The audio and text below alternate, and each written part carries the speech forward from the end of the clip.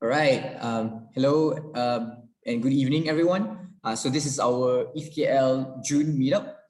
Tonight, our guest is the one and only Libevm, who is one of the most well-known MEV Searcher chat slash anime girl on crypto Twitter. And before we get into talking to him, we'll do some quick monthly roundup and announcements. So as usual, our sponsor is Etherscan. If anyone is interested to join a Malaysian team that's very active in the crypto space, feel free to reach out. And to start things off, I am just gonna get Nick to share screen. Oops.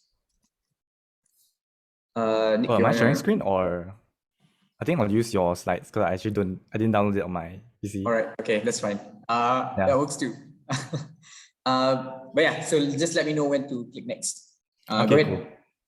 All right, thanks, Harit. And this is the 8 p.m. news for everyone else for this month. All right, so very, very hot off the press just yesterday is the Ropsten merge. So Ropsten is one of the first public testnets to go through the merge, where we test the integration from ETH2 to the current Ethereum as we know it. It went successfully, I think. Pretty much nothing very serious happened yesterday. And we managed to mine the first ETH2 blocks on both layers. So if you can see the small picture on the right there is the small ETH staker, what do you call it? What's the name for it? Watch party. So me and Chichuan were in the watch party yesterday. I'm not sure if anyone else joined. There were some cool people. I think Vitalik joined, Patricia from Puat was there, and Get Team, they were all there. So yeah, after Ropsten has merged, they are next going to test, if I'm not mistaken, Goerli. And then we're going to test Sepolia. So then after Sepolia, it's going to be the real thing. They're going to merge mainnet, and we have finished the E2 upgrade. So for developers, you should not stay on Ropsten actually, because Ropsten is going to be deprecated by the end of this year. So if you can, and if you're testing if you have any applications that are being tested, you should actually move to either Goerli or Sepolia. Next. All right, next, PayPal announced that they allowed the transfer of crypto.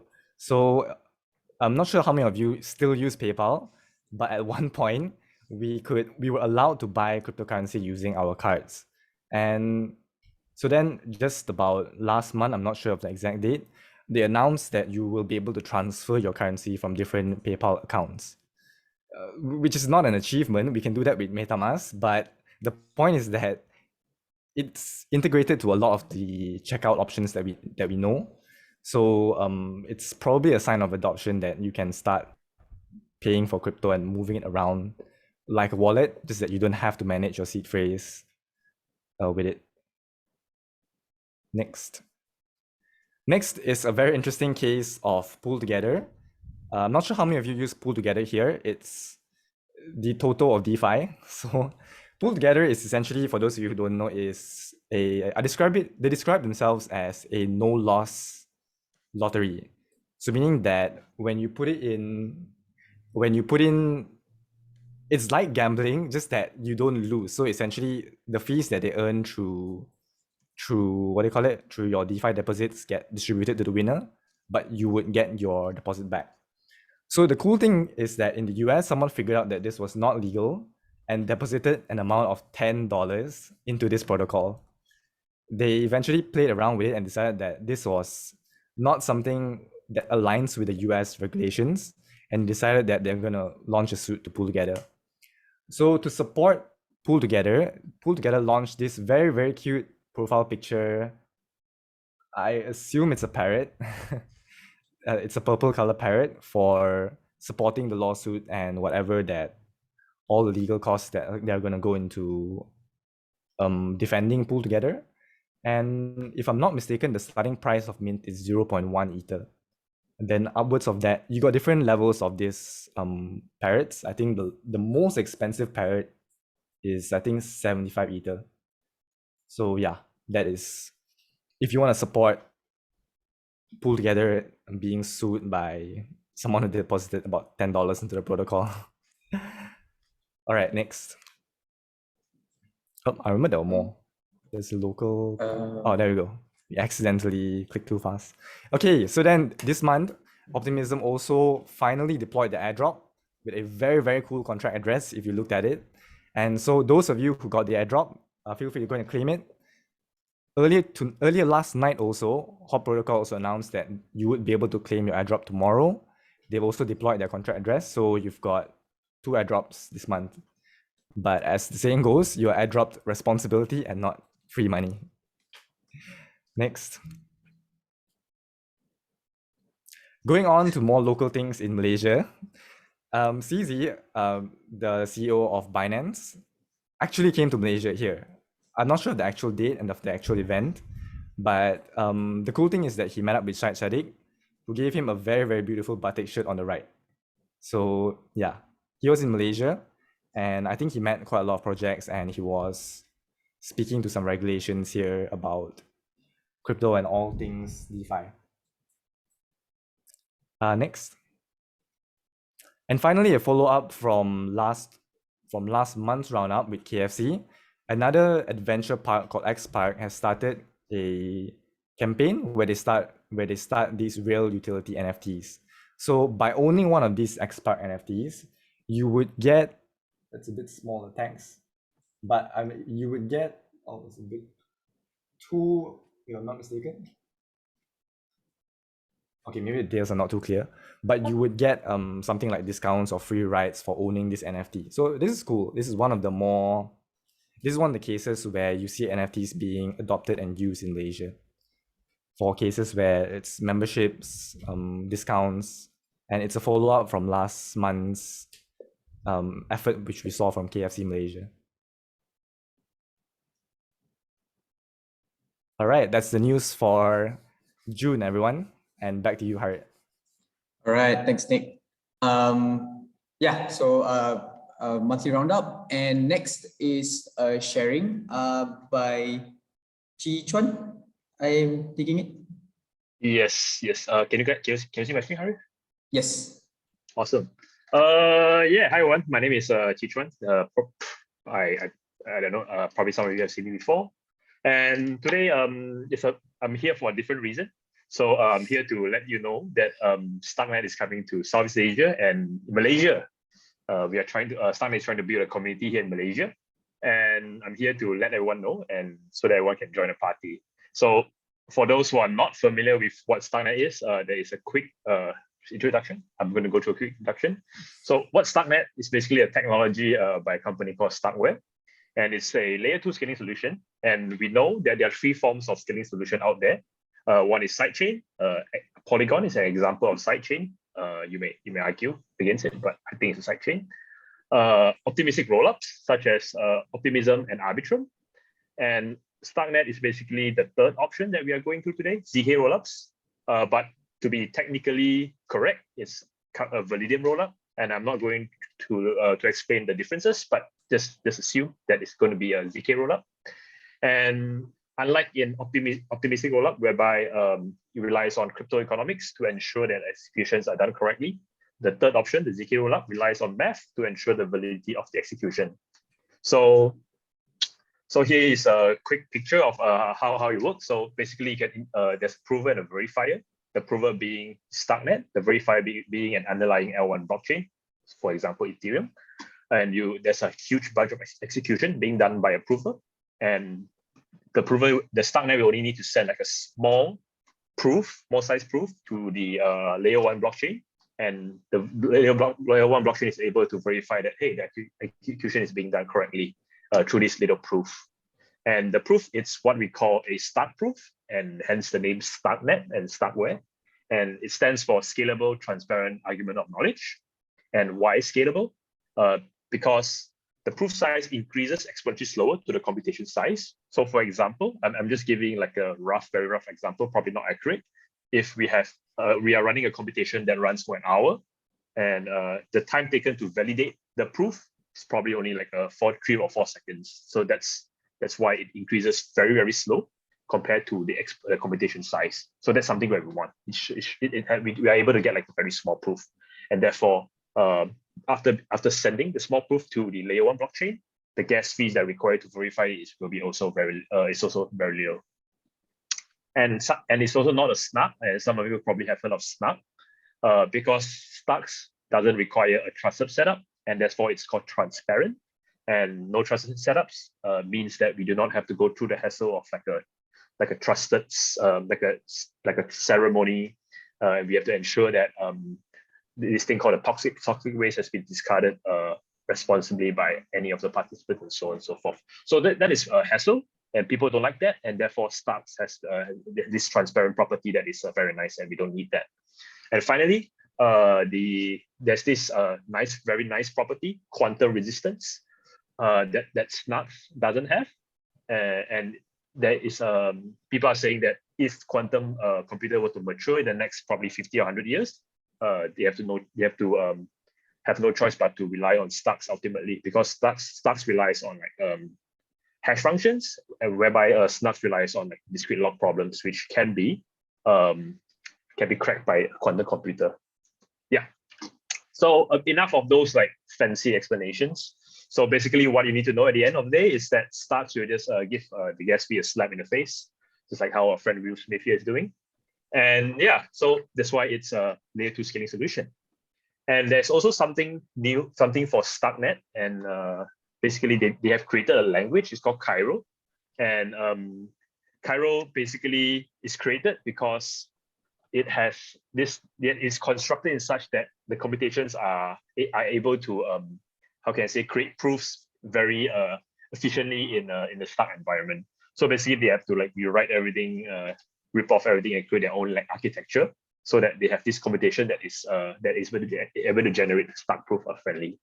But yeah, that is something that is it's hard to learn, but it's pretty cool. But it's pretty cool if you believe in Starks in the future. And yeah, so if those what I mentioned, like Starks and Cairo and whatever, pique your interest, we have a Starknet talk coming up next Thursday at 8 p.m. and anyone is free to join.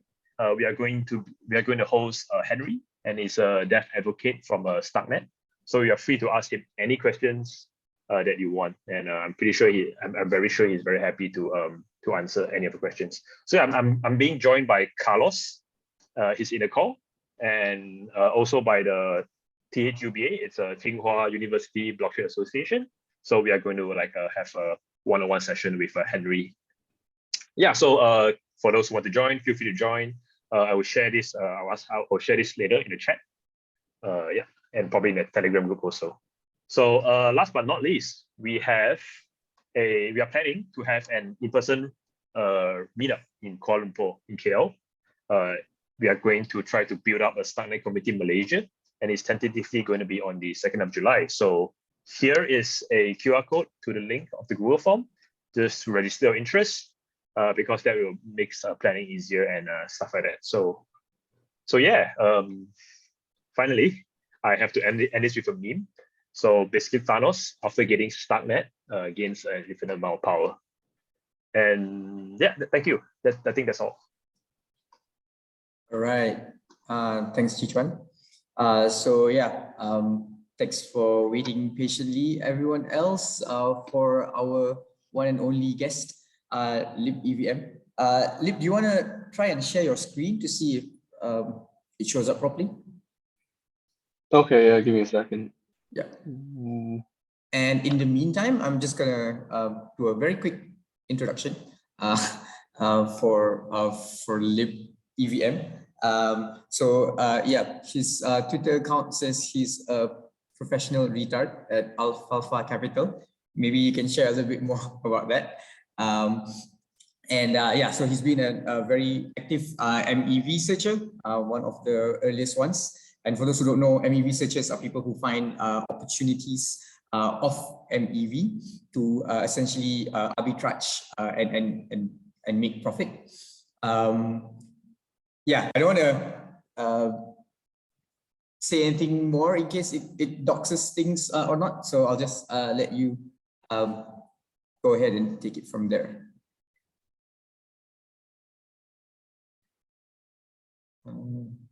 I think you just signed in with another device, looks like. Oh, okay. Looks like Oh, hold on. Let me see. As always, I am going to ask you to unmute. Okay, can you hear me? Yeah. Okay, great. Let me try and share my screen.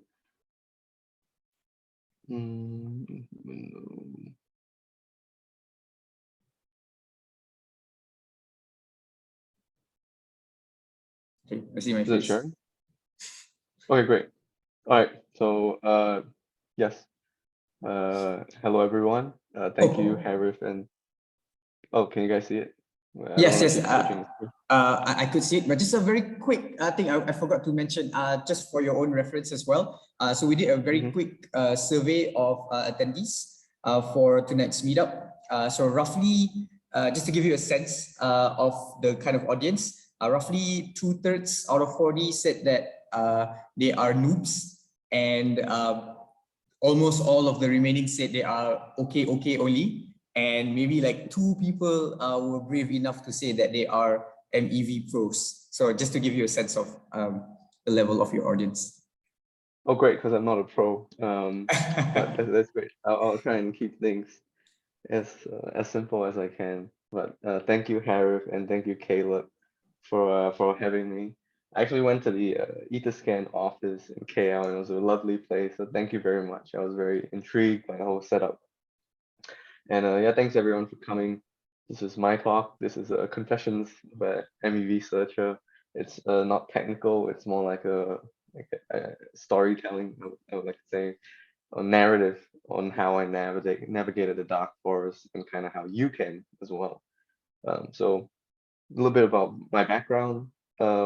I'm just an average curious guy. I'm also from Malaysia. Selamat pagi, Tawan, whatever you want to say. I'm just a very average curious guy. I don't think I'm really anything that's special at all. In fact, if you would classify me, I would probably be on the bottom, like on the left curve, on like this IQ curve. I'm not even on the mid curve because my friends, I can see them on the mid curve. They think way too much before they execute. But me, I don't really think. I just go and execute. So I want everyone to keep that in mind when I'm giving this talk. Is I just execute. I don't think too much. And I've seen people on the right. Those guys, they're machines, and that is definitely not me. So that's just a little bit about myself. So the point that I'm trying to make is that if I can do it, like I'm pretty sure any one of you guys can do it too. Like it's nothing special. It just requires a little bit of patience. It just requires a little bit of elbow grease. So it really is nothing special at all. And I would like to begin this talk officially with a little bit of a story time as we travel back in time to DeFi summer 2020, where things were a little bit more optimistic than they are currently, when Pool 2, also known as Eternal Lands, was just a thing. And for those who weren't around, that was the inception of Yam.finance, where if you deposited Yam LP tokens paired with this other token called YCRV, which at the time, I don't know why it was called YCRV, but it was basically Curve Finance, which is a market maker where you put in like Y-earn stablecoins, for example, Y-earn DAI or Y-earn USDC or Y-earn USDC, and pair it with YAM on the Uniswap liquidity pool. I know there's a lot of words, a lot of made-up words right now. Basically, if you put YAM and some stablecoin, yield-bearing stablecoin together in the Uniswap V2 pool and put it into this pool 2, you earn YAM. So this was like one of the first time anyone has kind of done this kind of very degenerate pool. So things were a lot more optimistic. It was the inception of DeFi summer 2020. Let's go. And so basically, for those who went around, food yield farming is kicking in high gear. So we had like Yam Finance, Bao Finance, Sushi Swap, Pickle Finance, hot dog, kimchi, ramen, you name it. If you can think of a food, it probably happened, and it probably had over $10 million in it, and it probably lost $10 million of it overnight. but hey, who's counting? And also something that I want to kind of emphasize at this point in time is that DAI, the decentralized stablecoin, was preferred over USDC at this point in time. And I suspect because the DeFi narrative was just kicking into action. So the DeFi meme was kind of like, it's decentralized compared to USDC, so we should use DAI. Like that was the whole narrative at the time. Right now it's a bit different because everyone prefers stability. It's like, oh, if I have USDC, I could redeem it for DAI. I could redeem it for actual USD. So we prefer stability over, say, decentralization. And we can even see that on the price chart of DAI. So for example, this was the period in the red rectangle, as everyone can see.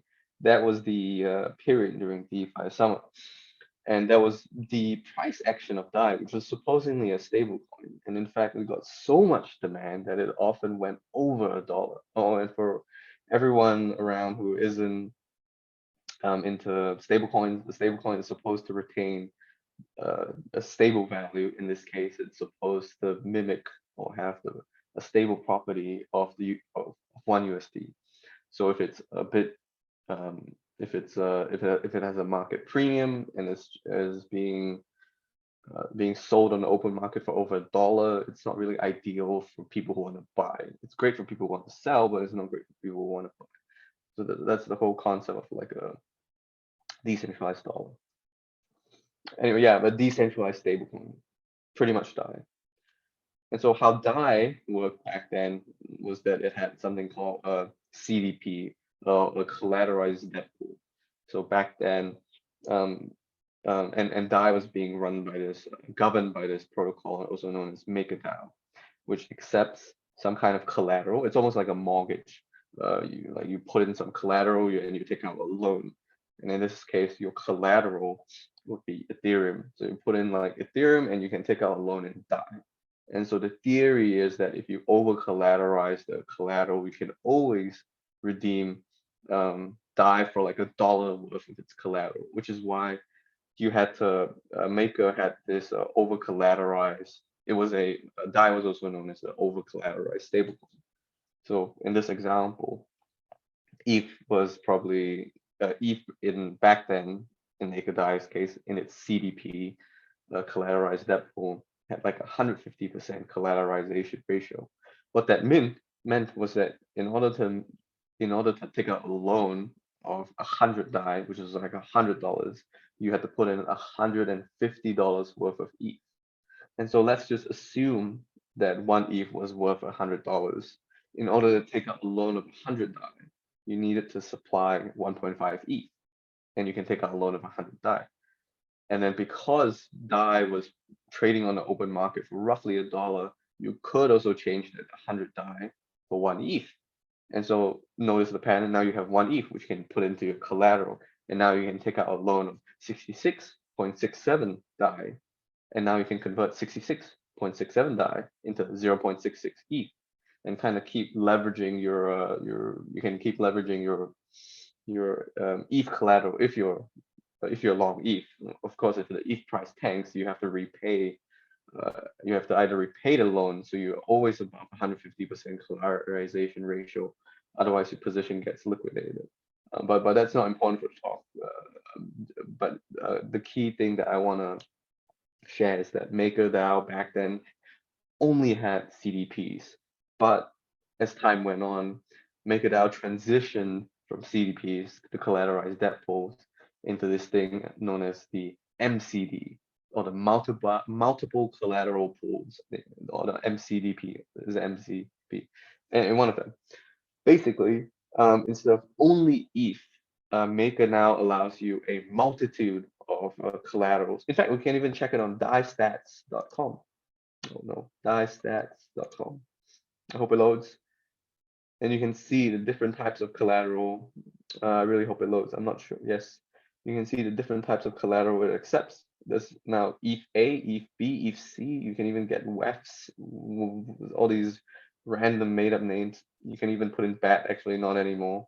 USDC, you can get WBTC, so you can mint DAI. You can take out a loan of DAI in WBTC, TUSD, KNC. Anyway, the list goes on.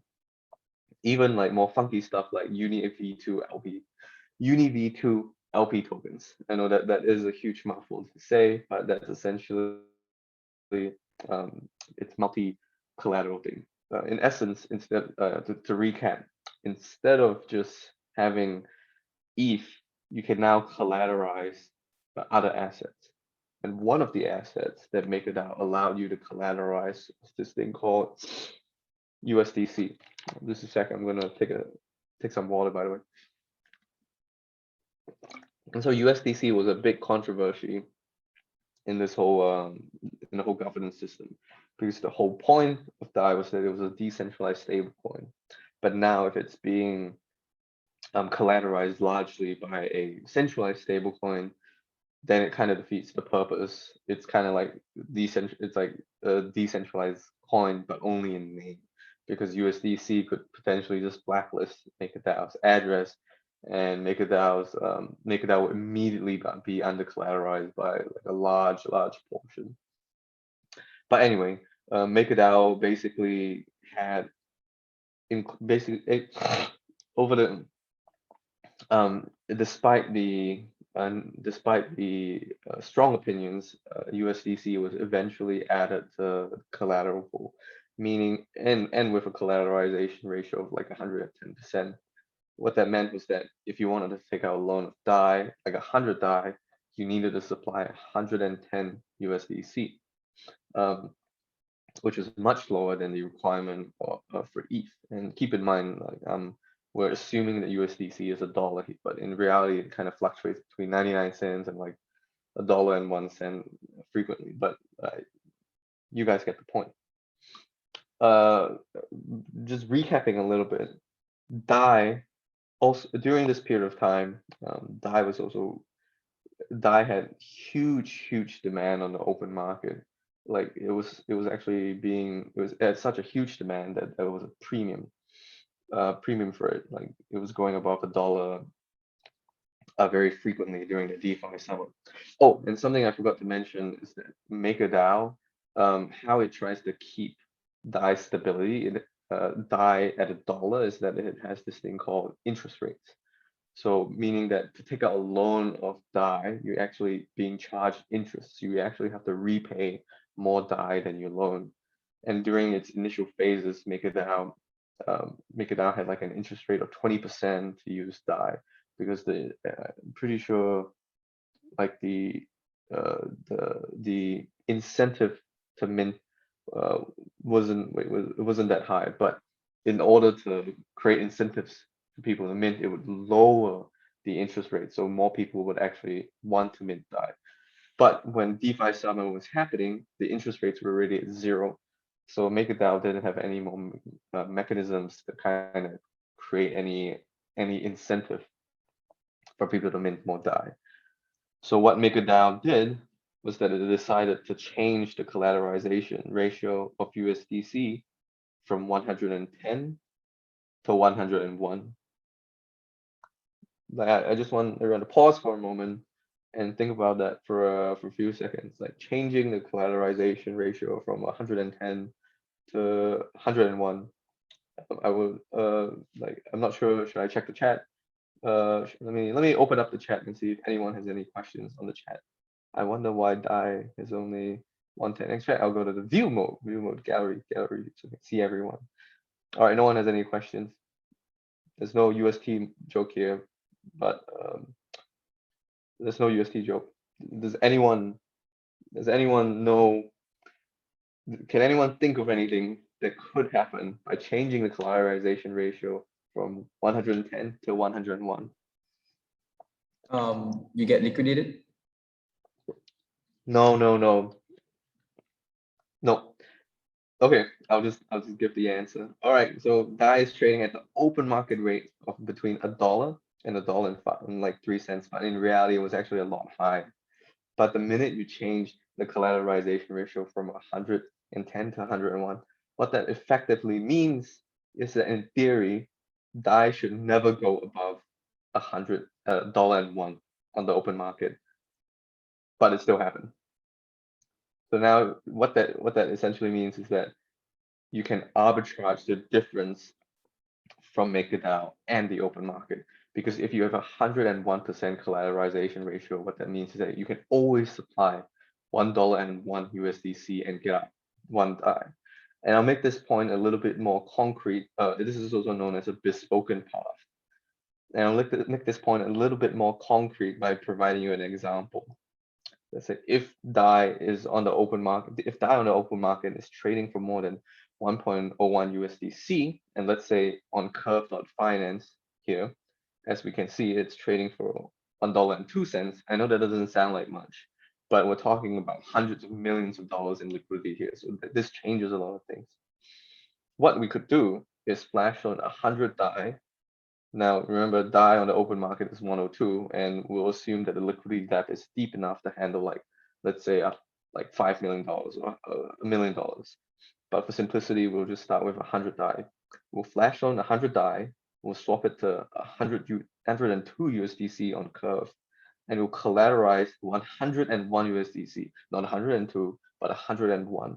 And we'll mint 100 DAI on Maker, and we'll repay the loan, and we'll profit 1 USDC. So this is purely from a governance change on MakerDAO. Now I know 1 USDC profit doesn't sound very appealing, especially since you have to pay for gas fees, you have to like write up the contract, you have to do this, blah blah blah. Keep in mind the flash loan of 100 DAI on DYDX back then was completely free. If you knew how to do it, like this loan, you did not have to use Aave, so it was completely free. But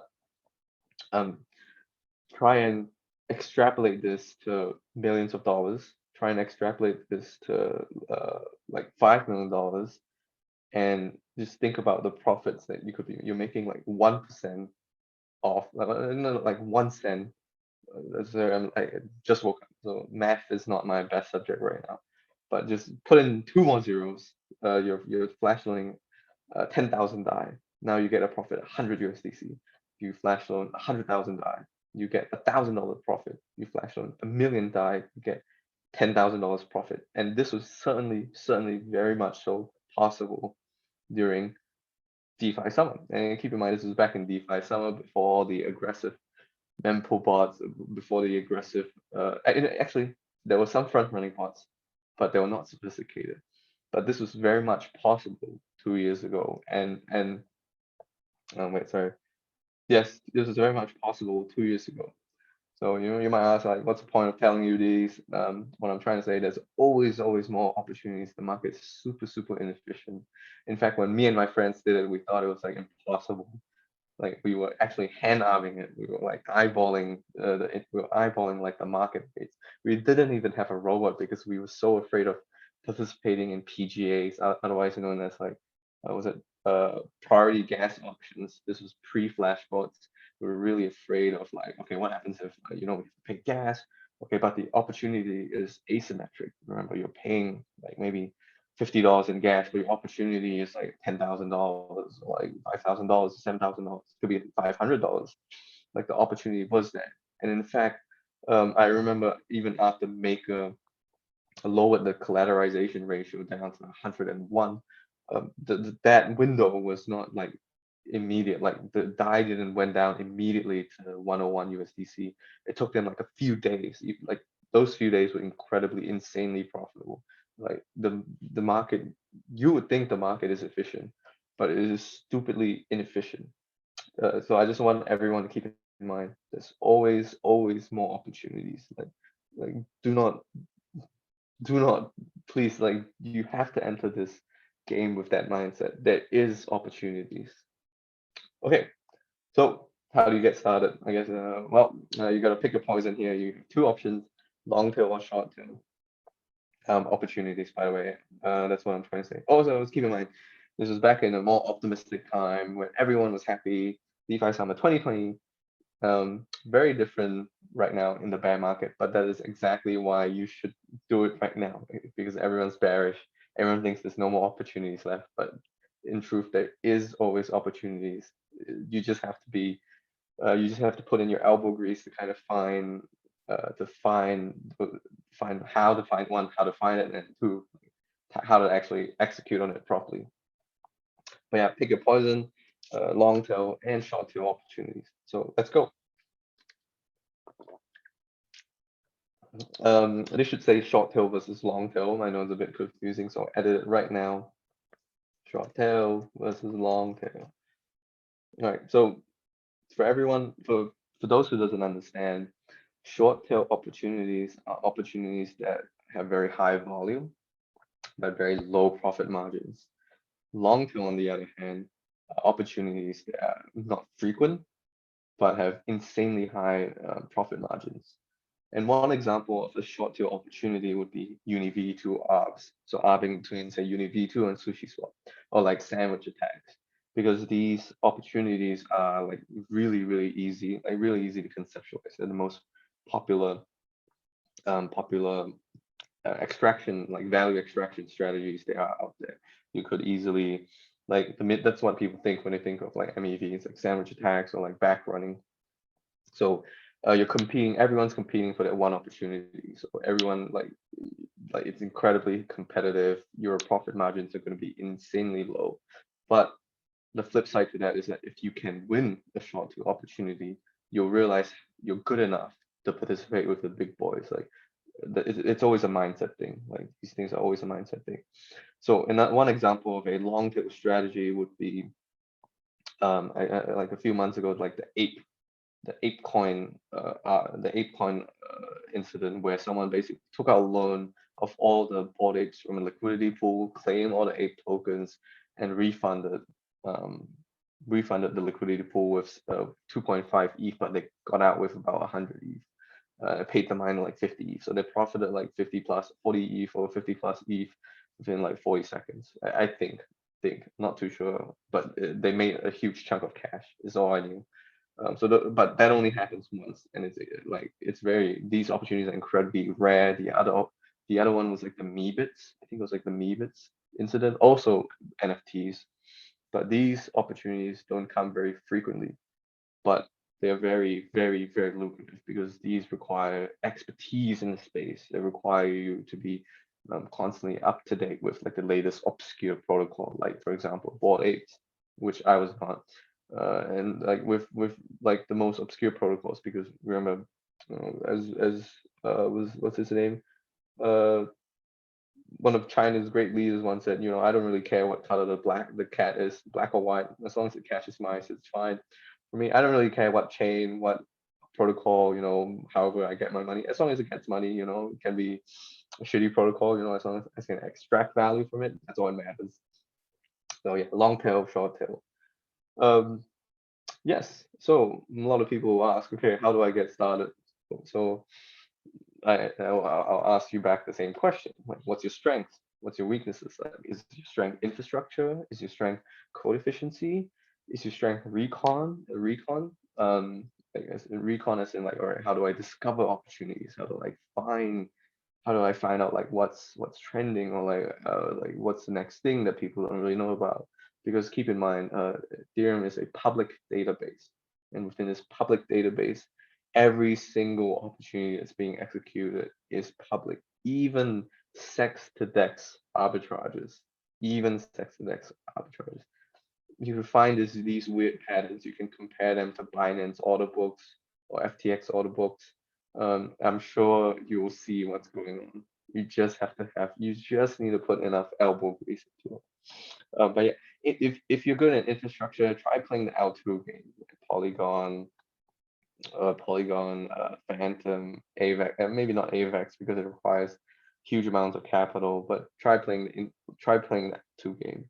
If you're good in code efficiency, like gas golfing, like Ethereum L1s, Ethereum with flashbots is probably your best bet, simply because you are kind of playing against people. The whole infrastructure game has been leveled up by the flashbots team. In fact, I would actually, the con is that getting started on Ethereum is a lot more expensive, like capital intensive, because of the deploy contracts. It costs you like a couple $100 USD, which might not translate well to MYR. So if you could get someone to give you some ETH, I would say that Ethereum is actually a lot easier to get started with. But infrastructure-wise, if you're good with infrastructure-wise, like L2s would be a lot easier. Yeah, recon. Yes, my favorite quote from my favorite person, good artists borrow, great artists steal, just in Sun 2020 during the DeFi summer craze. What I would like to extrapolate from that is that, again, as I mentioned, Ethereum or a lot of these block spaces are a public database. So everything that happens is public information. So no, does anyone know how to extract any information from here? Well, you got to thank the Etherscan team, because now you can easily see function signatures decoded or not, on a very easy to use interface. So for example, right here, I'm just extrapolating. I don't really know how true this is, but if you see a random 4-byte signature going to a random address, like basically unlabeled address, chances are that that is a someone extracting value from the blockchain is extremely high. In fact, we can check it out right now. Let's go to BSC scan, the most popular explorer from Etherscan, and we'll just go to a random block, 201 transactions. Let's go and let's see if we can find one with a random. Yes, we found someone arbitraging, by the way, 41 seconds ago, this transaction, I assume. Pancake library, invalid path, the contract. Yes, someone was arbitraging, but someone was also failing very hard. But the point I'm trying to make is that you can find people, yes, they are in fact arbitraging. I'm assuming in with 46, out with 73. In fact, he's taking a flash loan from, like a loan from PancakeSwap. So I'm not too sure what the direction is, but I'm assuming he's making money. Otherwise, this whole arbitrage process is not working. But you can find people doing arbitrages simply by going on Etherscan's website, like finding some random 4-byte signature that is not labeled. In fact, sometimes people might label it as, sometimes it might be labeled, but you gotta kind of understand the nuances. Like if you see like an unlabeled contract with an unlabeled 4-byte signature, it is very likely that that is a quote unquote like contract, and you can kind of dissect it, kind of see what it's doing. Like this is incredibly important, because a lot of people, they think that, oh, woohoo, it's a, and in fact, I want everyone to, woohoo, someone's doing it, I can't beat it. But keep in mind that this market is incredibly inefficient. I'm sure having two competitors does not necessarily translate to you not making a profit. So yeah, so you could do all these elbow grease, try and steal people's alpha, like try and find out what are people doing, like scan the blockchain. So you could do that, or you could just join a bunch of obscure protocols on Twitter and Discord. Keep up to date with the Twitters and Discord, like how I did, like with MakerDAO, which was not necessarily a obscure protocol, but it was like a governance process, right? Lowering the collateralization from 110 to 101. Like one, you need to see the opportunity. I actually, in all frankness, I didn't actually see my opportunity. I had a quant friend who saw the opportunity right away. I didn't even realize the implications of that. My quant friend is like, oh, so yeah, so DAI would never go below 101 USDC. I was like, oh, why? But now I'm looking back with hindsight, that was very obvious, but it didn't make sense to me at the time. So you got to be familiar with the mechanics of the market, like the mechanics of these things. So I guess TLDR is like join obscure protocol Discord, like join Wheeler Finance, or back then it's like, I don't know, like what primitive finance. Like even though it's not popular, you might think, the TVL is only like 10 mil, but if you can get like $1,000 each time to do some random ass I guess maintenance thing, or like some unit testing for them, or like some kind of advanced like ESD. I don't know if everyone's around for ESD, like, but you call a function advanced at a certain time block and you get like $100. So like it doesn't matter if the cat is black or white, like, as long as you can extract value from it, that's all it matters. Like it doesn't matter how big the protocol is. You can get $100 from MakerDAO. It's just as good as $100 from this protocol that only has only has like 1 mil TVL, right? It doesn't matter. It's still money. Well, in my book, it's still money. So yeah, join obscure protocols, join the Discord, keep up to date with Twitter if you really want to put in the time. That is like keep up to date with like the governance, with like let's say Sushi Swap. Oh, we're gonna have this what governance, we're gonna merge with Wire, and so maybe Sushi will pump, I don't know, we're gonna merge with what was it again? Abracadabra or Spell. Okay, so Spell might pump or Sushi might pump. I don't know. There's also little tidbits of alpha like this by keeping up to date with all these random protocols. Oh yeah, so in short, this is like the summary of the whole talk. As a confession, I am not the best in a lot of these things. In fact, I'm just an executor. So realize that the market is inefficient. Please, I personally think I am on the left curve of the IQ curve. Avoid imposter syndrome. Like, I think the mindset thing is really important. You need the confidence. You need to realize, hey, I can do that too. Market is inefficient. Pick your poison. You want to go long tail, short tail. I mean, you could do both. Um, Also, yeah, you could do both. It just depends on how much time and effort you would like to expense into this. And last but not least, play your strengths. Find a teammate. The team size of 2 to 4 is like ideal, like because you guys can complement each other's weaknesses. Because I was good at the contracts, I was good at executing on the infrastructure contract side. My friend was good at finding opportunities, so we worked extremely well in teams. Um, yeah, that's kind of it from the talk. Like, thank you for listening to me ramble for 20 minutes. If anyone has any questions, we'll open the chat right now, and see if anyone has any questions. Okay, so yes, sorry, yes. Maybe before we get to audience questions, Mhm. generally I like to start with a kind of a quick kind of backstory for you. As much as you'd be okay to share, like, would you be okay to share with us like your story before you went into Ethereum or crypto, and then when you got into MEV on a more personal side other than what you shared earlier? Oh yeah, sure. So I was just very curious about this funny money space. Actually, I started mining Dogecoin in high school because it's a haha, it's a doggy coin. And then I guess I didn't really take it seriously until like I met someone who told me, hey, you can program on the blockchain. And I thought it was the most retarded thing I've heard, program on the blockchain. But yes, here we are, actually programming on the blockchain. Yeah, and then I slowly looked into it and I was like, oh, this Ethereum thing looks kind of cool. And there was no real like I think the important thing to note here was that there wasn't any like money incentives when I jumped into this whole thing. It was genuine technical curiosity. All right, how did the Bitcoin protocol work? How did the P2P system work? How did you do proof of work? How did you actually how did the consensus theory work? And how did like all these cryptographic things, like how did it all collapse into place? So I was really interested in the technicals. And then Ethereum was like the next level up because it had like a virtual machine, blah blah blah. It was like a playground, very experimental, very raw. And I personally, back at the time, was doing machine learning. And I don't know if everyone was around for Andrew Ng's days, like machine learning on Coursera. I did the course. I really liked machine learning. CNNs back then, they were like a hot thing.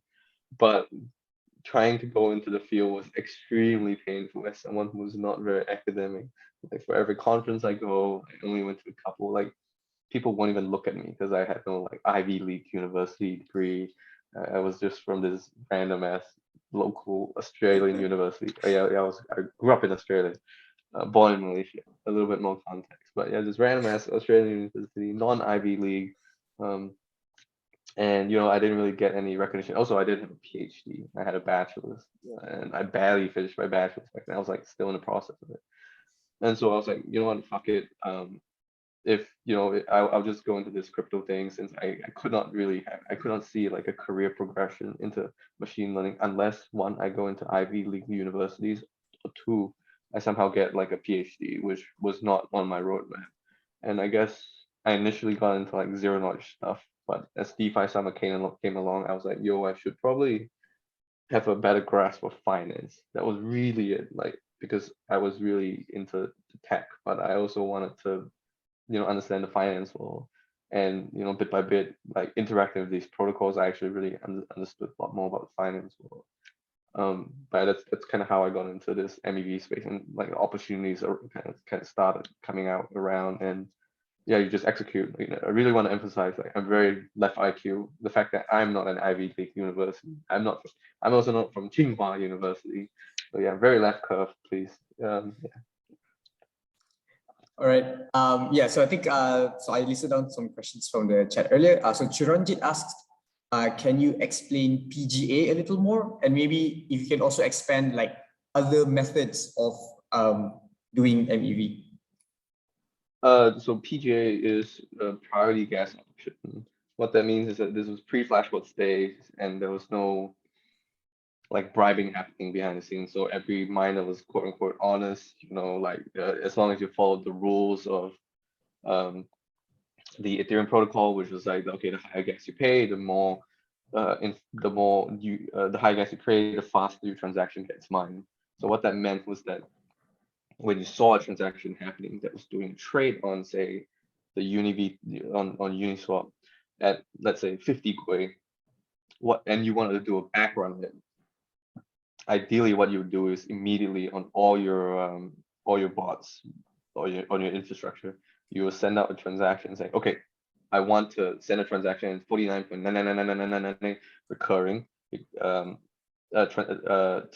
do this arbitrage right after this swap, because after this swap, the UniV2 pools are in bounds. What that means is that the opportunity only happens right after this trade.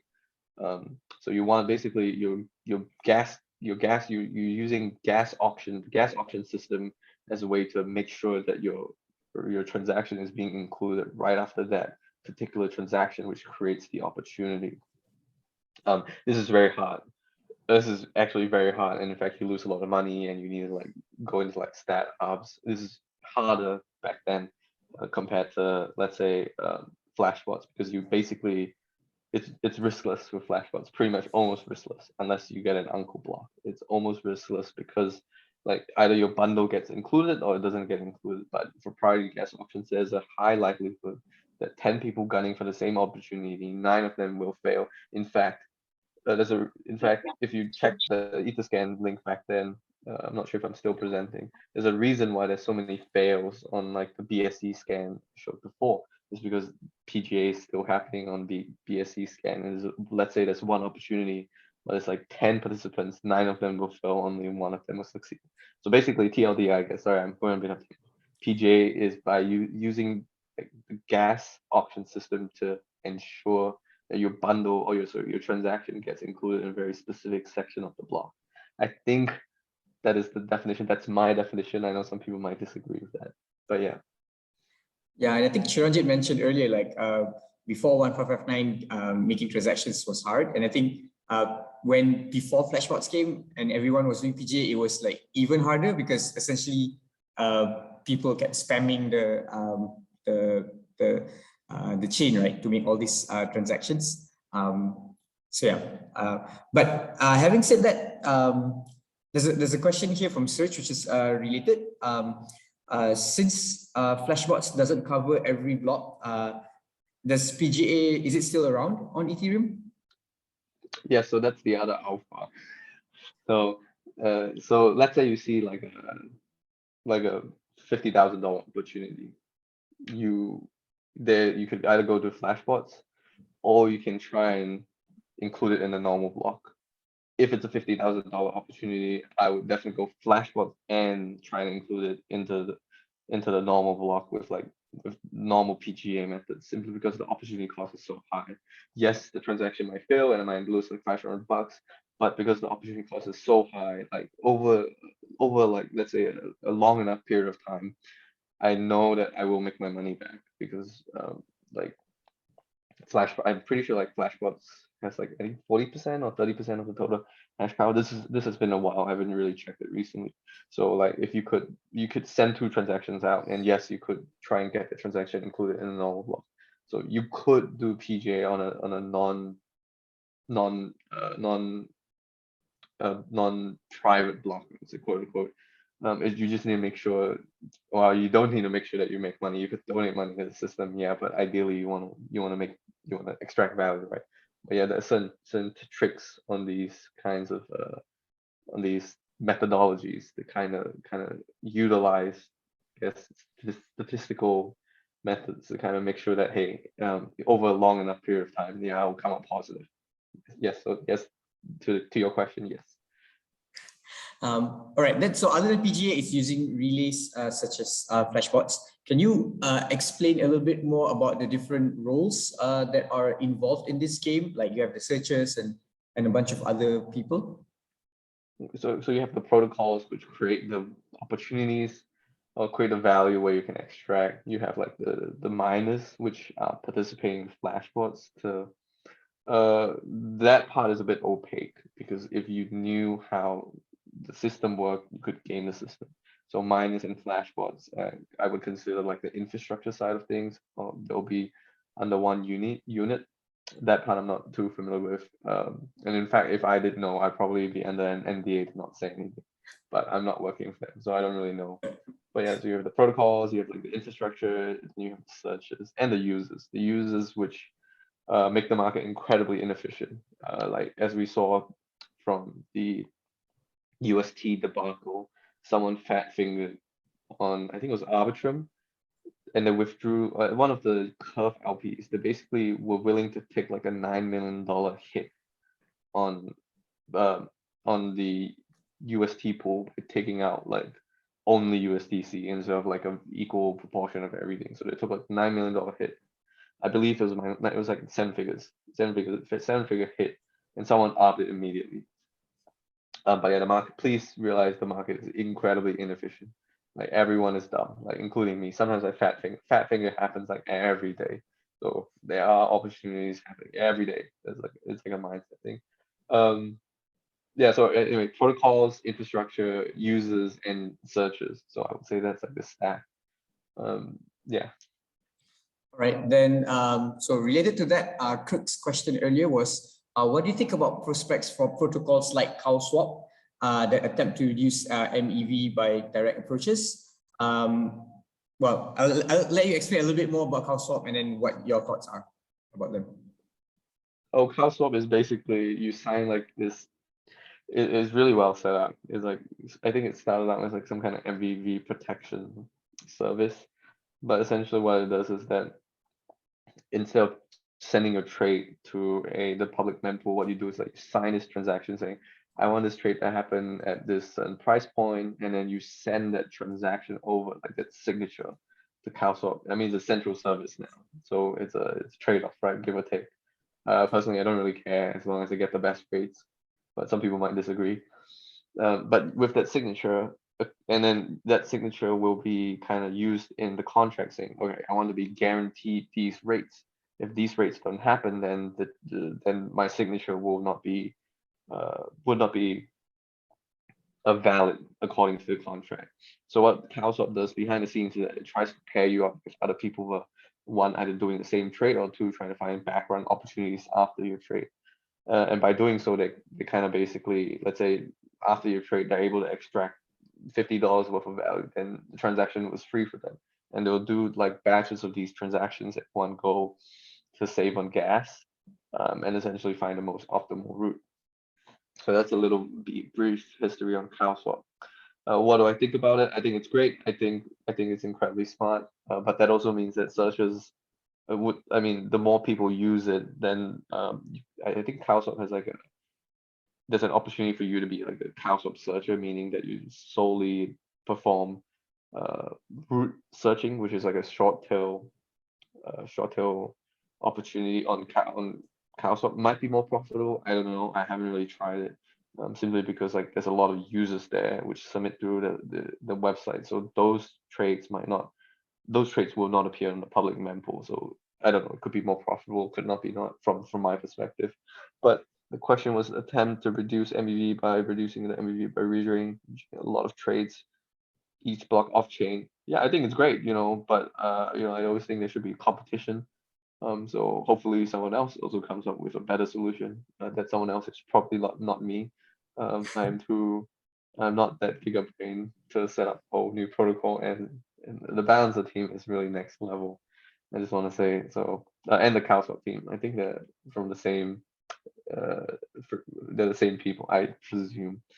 But no, I think it's great. I just don't think I'm smart enough to do that. I think there are similar protocols as well. Like there's the Alchemist, and maybe one or two other similar like exchanges that you can trade. Oh yeah, you're right. There is Alchemist. There's Alchemist, but I don't think I've used it. But yeah, well, CowSwap seems to be the more popular one. Okay. Yeah. All right, flipping on to a different topic. So there's at least Alex and Chiranjit asked this question, so I think I should ask you this. So the question is, how did you personally go around assembling your team? So me, it was actually a friend of a friend, and then we kind of just hit off really well. For me, it was by chance that we found the team. In fact, I was really against Arbing back then. I was like, "Ooh, Arbing is evil. I shouldn't do that." But we're back running. We don't do sandwiches. Back running is good. We're making information more symmetrical. But I know that a lot of how my other friends found their teammates was that it was actually through the Flashbots Discord. Like I know it sounds so weird, but like trusting this anime PFP behind Discord with a huge amount of time and money, but it seems to have worked out. Like I think you can kind of gauge, personality or like how trustworthy someone is simply by interacting with them long enough. Okay, and even if you don't trust them, you can encode it in the contract. Right? The profits are split immediately after it happens. So even if you don't trust them, you can encode that into the contract. But that of course means that your code is less efficient. So it's a trade-off. But yeah, Discord on Flashbots, or it could even be on the Etherscan Zoom chat right now. You could find your next teammate. Who knows? Just like how you could find your next wife. Who knows? So is the Flashbots Discord where the whole anime girl meme started? I don't know the backstory to that. I actually don't know either. I thought it was funny, so I just joined.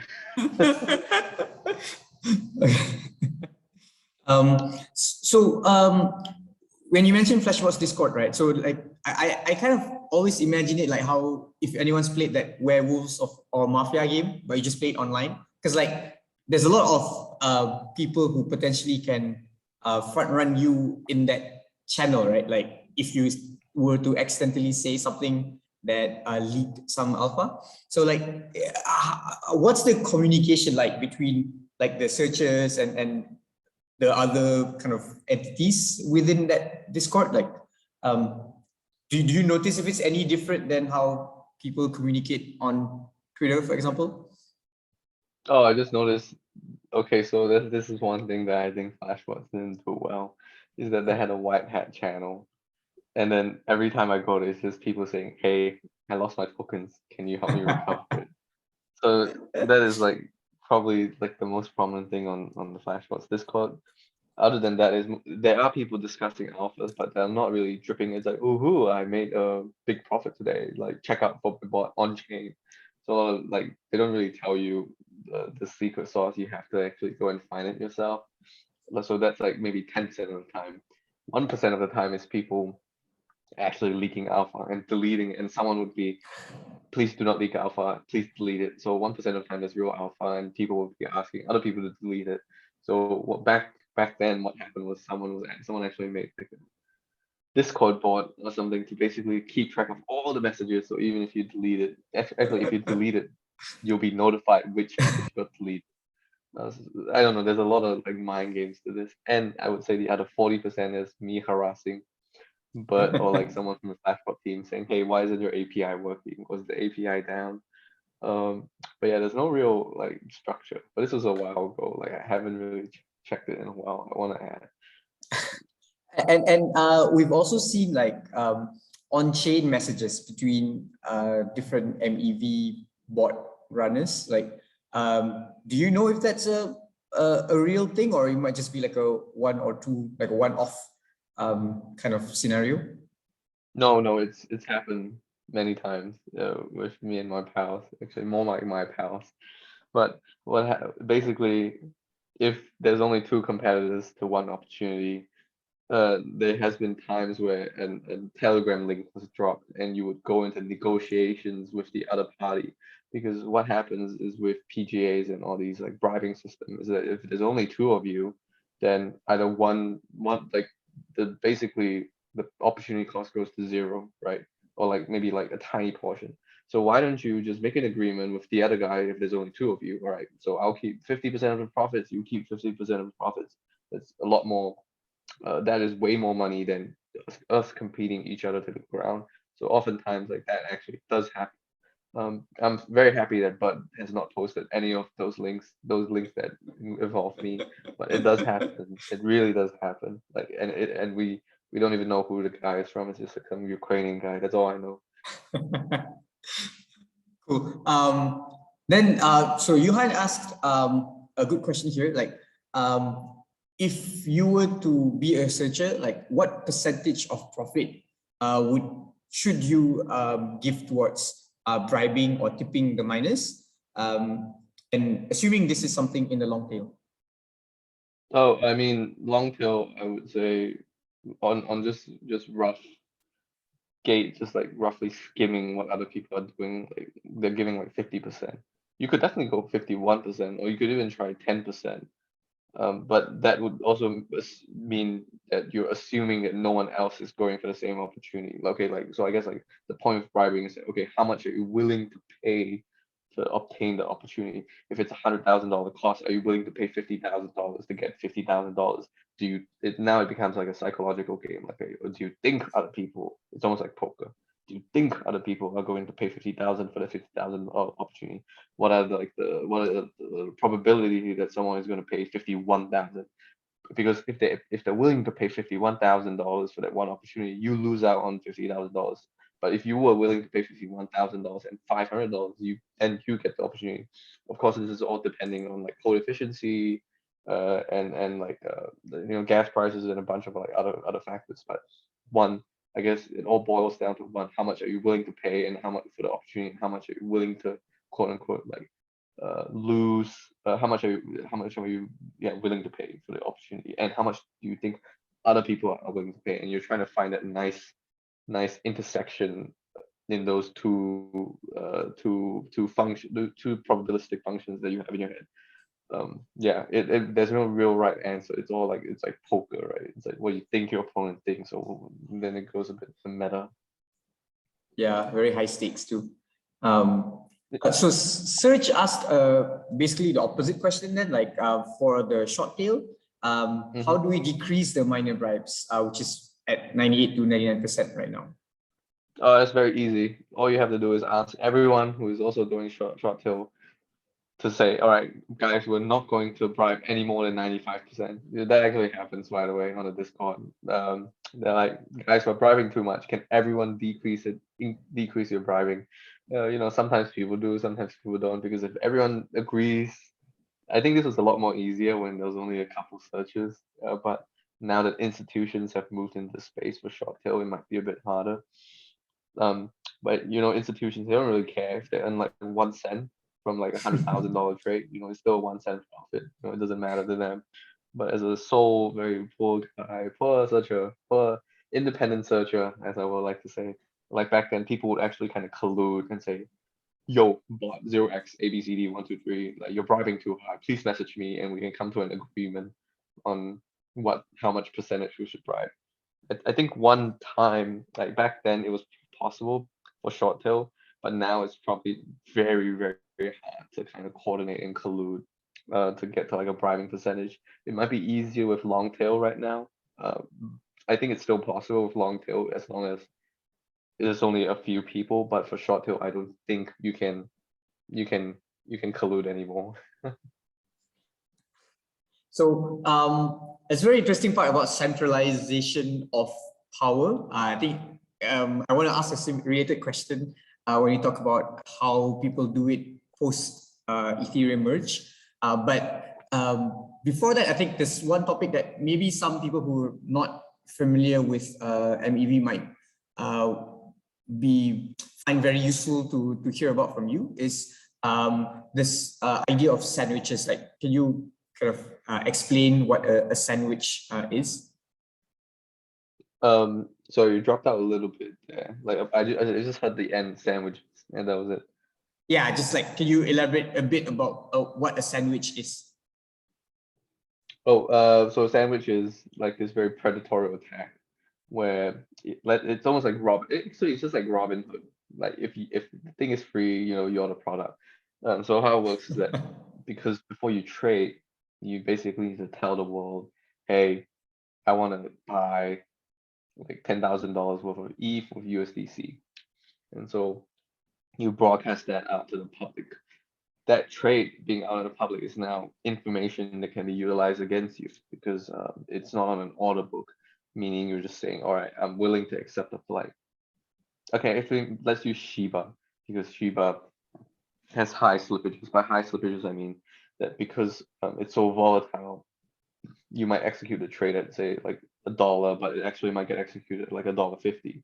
So a lot of times when people trade Shiba on these decentralized exchanges, the slippages is like ramped up to the max. It's like 50% slippages. What that means is that, all right, I'm willing to take like a 50% hit on this position. And a $10,000 trade is $5,000 gone, but it might only translate to like maybe $500 or $1,000 in profit to the searcher. But essentially what happens is that let's say Shiba is trading for like $1 on the open market and you want to buy Shiba and you're willing to buy up to $1.50, but it's only trading at $1. You broadcast that information. What happens is that someone listens for people broadcasting information. They see it as all right, this guy's willing to take a hit up to $1.50. Let me buy Shiba up to $1.50. Sorry, and then you can buy $1.50, Shiba $1.50, pushing the price up even higher, and I can then sell it and then basically profit off the price differences. So that's essentially a sandwich attack. You have like a front slice, your victim's transaction, and the back slice. It's like a 3-step process, but it's extremely predatory because you're basically giving people a bad rate is the TMDL. Just like Robinhood, before you send your transaction, it gives that information to a bunch of institutional traders, so you can bump up the price a little bit higher, so you get a little bit bad rate, a little bit worse rate. Not noticeable, but when this is done in volume, it's quite profitable for Robinhood. But yeah, that's a sandwich trade. Yes. And like in a blockchain that doesn't have protocols such as flashbots, like can you do this? Let's say using PGA. Oh, you could, but it's just a lot more riskier, right? You could. So if you could even, yeah, you could. It's just very risky and it's probably not worth the money. The answer is you can, but it's not worth the risk. Is the point? So Nicholas asked, this is a fun question for those who might not be familiar. Like, so how common are searchers attacking each other using tokens like the Salmonella? Very common, extremely common.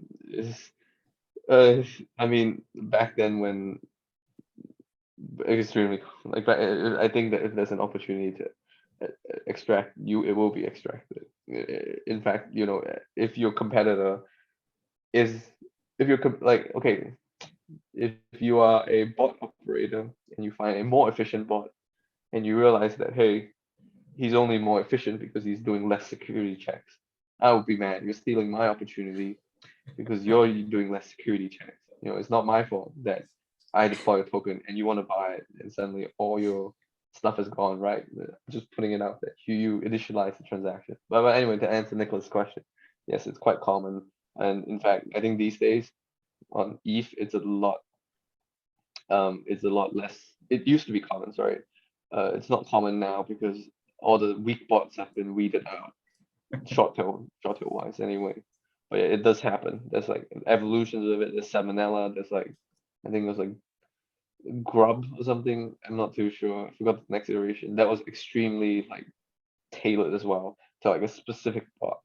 Like this guy reverse engineered this bot's code and realized he was using TX.origin And because of using TX origin, he could basically do almost like a re-entrancy attack of the bot and take out all the money.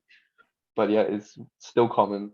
I'm sure if you have a large enough reserve and the incentive is there, I'm sure it will happen, as we've seen with a lot of these protocol hacks. Yeah, this would be long tail black hat, I would say. Not that I've done anything before, nor have I caught any cryptocurrencies, of course. All right, then so last question on sandwiches, people have talked about multi-block sandwiches before. I don't know if that's actually been executed in the wild, but could you explain what that is and whether you've seen anything like that? Multi-block sandwiches, I don't think I've seen. I think multi-block sandwiches are just people like decoupling. I assume like this is not my domain expertise anymore, but maybe I've seen it with all these like random ass transactions, but that sounds incredibly incredibly risky, because what happens if the block gets uncalled? Like sandwiches usually require a lot of capital for it to be profitable. You're buying like 6 figures, 7 figures in shitcoins to immediately resell the shitcoins. So, but I think I don't have the expertise to answer this question because I personally haven't really done much on multi-block sandwiches. Maybe multi-block trades, yeah, where you use obscure tricks to reduce your gas efficiency for very highly lucrative positions. Yes, multi-block transactions, multi-block opportunities, yes, but maybe not multi-block sandwiches. Yeah. All right, so yeah, so I see a bunch of questions related to Ethereum. So maybe before that, just ask you again, feel free to answer to your level of comfort, since it's not even out yet. But once the merge happens and Ethereum is on proof of stake, like how would the MEV game change? No, that is something that I have not looked up at all. So I probably am not qualified to talk about that. Yeah, that is some on my to-do list. There's too much stuff to do. Okay, then maybe so I'll skip some of the merge related questions. But so Chiranjit just asked for if there are faster blocks, does that make it harder or easier for MEV to happen? Well, it definitely makes it harder because now you need to pass information and kind of you need to pass information, find opportunities with a shorter time frame. Actually, that's why I would actually recommend people who are not great at infrastructure to start with L1s, with Ethereum specifically, because the block time is 14 seconds. It's like an eternity in HFTs, right? You can calculate you can compute out a lot of opportunities in 14 seconds is what I'm trying to say. But usually you need to get it done by 7 seconds because that's when the actual crunch happens. But there's like an eternity in all of like programming languages. So yeah, it does make it harder.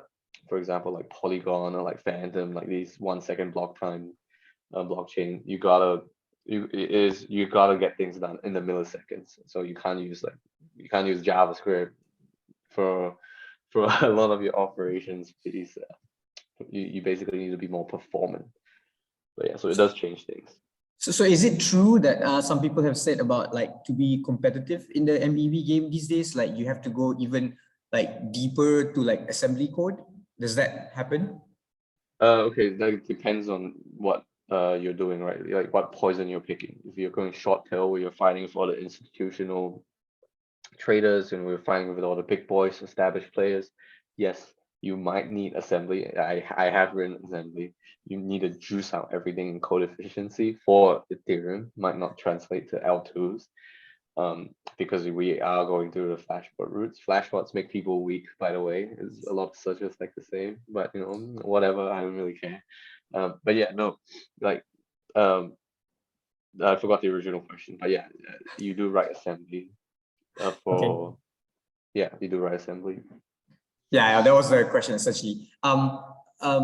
So when you said flashbots make people weak, can you elaborate a bit more? Oh, okay, because now the infrastructure side is handled by like a third party, so you don't actually go through the pain of handling like PGA auctions. You don't actually, one, you don't write your infrastructure. Two, you don't. Basically, a lot of the things are being extracted away. It's like, I don't know if there's any Python developers here, but it's like your machine learning or like statistics, R guys or whatever you guys are. It's like using Python and importing gravity or like importing scalar and boom, all the algorithms you need is right there.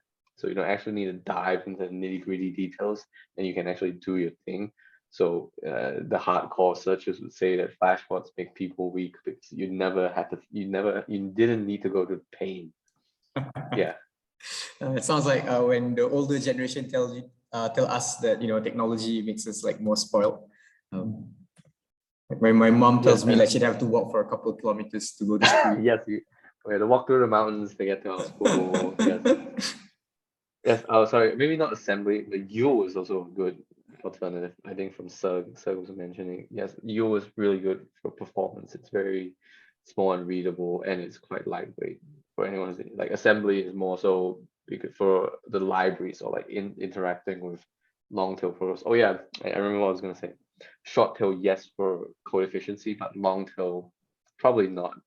Long tail would probably require less code efficiency, but more on like finding that opportunity would be the hardest bit. All right, cool. Just a quick note, we're almost at 9:30. Generally, we'll end at 9:30 p.m. Malaysian time. I just want to do a quick check. Lib, if you don't mind extending a little bit more, or if the people in the call want to extend, because I think there's a bunch more questions I'd love to ask personally. But yeah, just want to check your time. Oh, I could probably go for another 10 minutes. Okay. Yes. All right, so let's see. If anyone has like some dying questions you want to ask, like please ask it now, because otherwise we might not have time to ask. So I see Alex's question here, so I'm just gonna ask for him. What languages are most performant or recommended for MEV? I mean that depends on a lot of factors. So I guess if you gunning for performance, I mean, just use whatever you're most comfortable with. Like people always think you have to be the most performant. You have to use the best language with the best tools to get the best results, but just get it good enough. Like, what are you most comfortable with? JavaScript, JavaScript can be faster than C in some cases, simply because of all the optimizations done for idiots like me. If you want performance like Rust, okay, if you say Rust, woohoo, Rust, but if it's good enough and it works, in my opinion, that's fine. But if you're an alt who's okay, maybe not JavaScript, you might need to use Rust. Or in fact, fun fact, like the most performant MEV searcher I know on these opportunities actually just uses Python. Like in fact, Python with like C bindings. Like you don't need to go because it's easy on the math, right? There's many factors to these things. Like Rust is nice, it's fast. There's libraries for it, but Python has there's strengths and weaknesses to these things. Like you have to take into account the factors involved and not like shoehorn Rust or Go into everything. Like Go is great because like the GET protocol is built onto it, so there's a lot of libraries, pre-existing libraries built onto it. Rust was a bit more painful back then, but I think like Paradigm, they're writing the Ethos RS library, so it's a lot easier right now. But back then, I was just using TypeScript. That was like, in all honesty, that worked really, really well. Like it doesn't really matter. Like if you can make it, you can make it perform enough in your use case. Yeah. All right. So you mentioned a couple times other chains before. Do you think you'd be able to share any of like the current sort of environment in some of the different chains out there, like what the space is like? Oh, for the other chains, I've just been doing short-term stuff. But I remember there was like a game called Cadabra or something, some crap game on Avalanche. I think someone else, I think Bert posted a thread on that. Cabra, yeah. But essentially, it's like this game where I don't know, you have like crabs or something, some NFT thing, and then you mine something or something. I don't really know, and you get like 500, like $50 or something. And this guy claimed to have made 500K over 6 months. with two people. So it's like 250K profit each. I think that's extremely possible. It's not really out of the ordinary, in fact. Yeah, there's like other chains. There's ecosystems in other chains, like Binance has Pancake Swap and a lot of like obscure stuff. Like in fact, the more obscure, this is like a known secret, I would say, in searches, is that the chains that you don't use actually provide you the most profit, and that was true for me as well. Like Ethereum is probably the least profit chain for me, and ironically, simply because there's like so much competition. But the minute I went to like Eco Chain or BSC Chain or Phantom Chain, Avalanche, Moonriver, Moonbeam, there was no competition. Like I much rather be a big fish in a small pond than be a small fish in the ocean, right? So like being the big fish in that small pond, I was able to dominate and grow really fast. Like coding on Ethereum was great because it gave me the security features that I needed to keep in mind. It gave me the confidence. Confidence is a key thing as well. Like I hear someone ask like, what was your first MEV TX? It was actually a sandwich TX because we knew that, and we only profit like one cent, like maybe a fraction of a cent. But the minute that we did it, I say we because it was a team effort. It was not me alone. When we did it, we realized that, hey, we're just as good as the big players. You know, we can do this, so we can. Also, it's good to have a reality check, by the way. Like, if you can land a sandwich transaction, the odds of you being able to land a long-term transaction or any other short-term transactions is also very high, simply because that is the most competitive, area in Ethereum. L1 flashbots specifically. So if you can land that, that means you're just as good as everyone else. All right. Yes. So I'll just do a couple last questions from me, and I'll ask there's a couple from the chat as well. So you mentioned earlier Avalanche is harder and Kravada is on Avalanche. So can you elaborate a bit more to the audience? So Avalanche is a bit harder because to access the mempool, you need to have a validator. I think Chain Analytics or something recently gave you access to the mempool, but it's like a few seconds slower. So it might not be the best, but essentially, you basically back then when Avalanche was like, I don't know, you had to stake. I'm not too sure how much. I think like a few $100,000 worth of Avalanche. This was when Avalanche was like $100, so it might not translate right. But you had to basically stake a few $100,000 worth of Avalanche in order to have access to the mempool. So that really, like, we didn't want to put in that much. We didn't want that much exposure into Avalanche, so we didn't do that. And that's kind of why it's harder for Avalanche. On some chains, there's like permissioned mempool access, so which makes things a bit more harder, and depending on your risk tolerance and how much is the opportunity cost there, you may or may not want to participate in that chain. Yeah. All right. So before I forget, so Serge asked about any recommended tools for gas profiling and debugging. Oh yes, I think my personal favorite as a Haskell fan is DApp tools. Like, it's incredibly lightweight. In fact, DApp.tools. It's DApp.tools. That's it. I think the more popular opinion these days is Forge Ethereum. Yeah, from the Foundry team. Yeah, Foundry, like Forge. Yeah, it's written in Rust a lot more faster. But back then I was a Haskell maxi.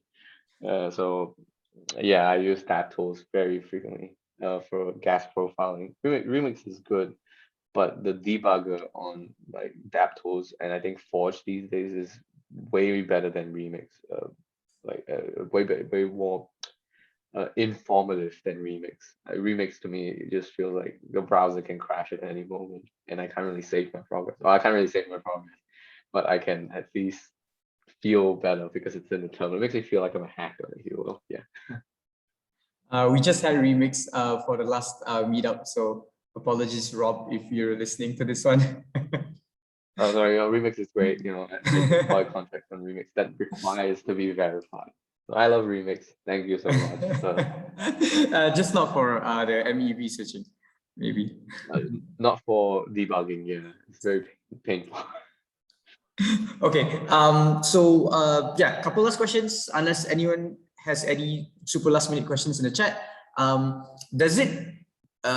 Is it necessary for there to be like a good explorer for these other chains before you would consider doing MEV on them? Oh yeah, yes. Actually, unironically, yes. Etherscan, thank you guys so much, so much, because every time I go to a chain, it's like there's no like Etherscan equivalent. Like it takes me like 10 times more time to find these opportunities. I remember the last one was like Clayton, the Korean chain. Oh my god, that was like so painful. I don't think I ended up doing anything with that because I kind of started going to conferences, but yes, like Etherscan is incredibly helpful. Like I guess like the interface and all the nice little features, and in fact like the transaction debugging. Oh, it is extremely useful. So thank you guys so much. It's very like if a good explorer makes a difference between taking like a couple hours to find an opportunity or like a couple days. Oh well, that's assuming that I don't have my own node. But yeah, it does make a lot of difference. Okay, maybe I should talk to you separately from ETL talk about any feedback.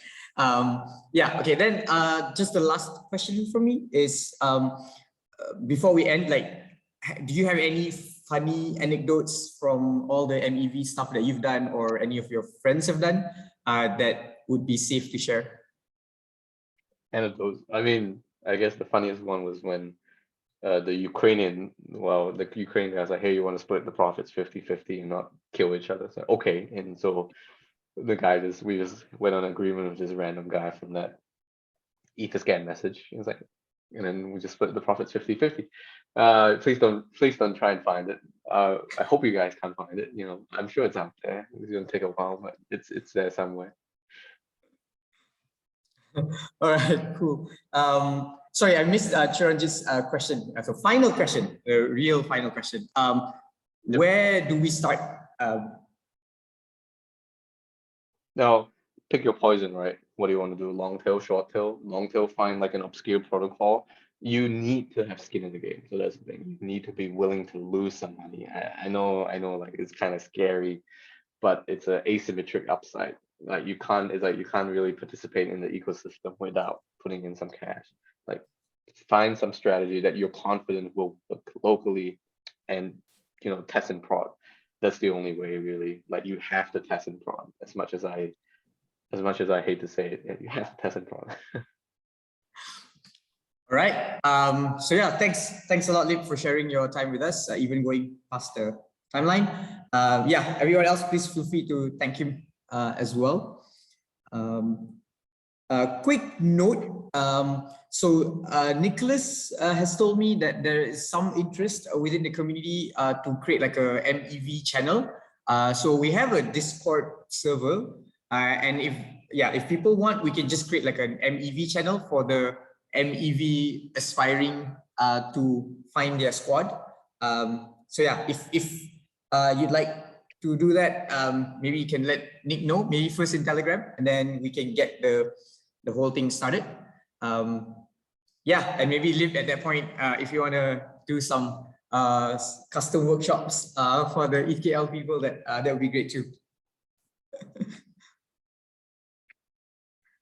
I'll definitely think about it. But thank you, Harif, and thank you, Caleb. Thank you guys so much for showing me around the Etherscan offices. I really appreciate it. Yeah, thank you everyone for listening to me ramble. I know I look at the time now, it's been like an hour and 10 minutes. I was not expecting that. Yes.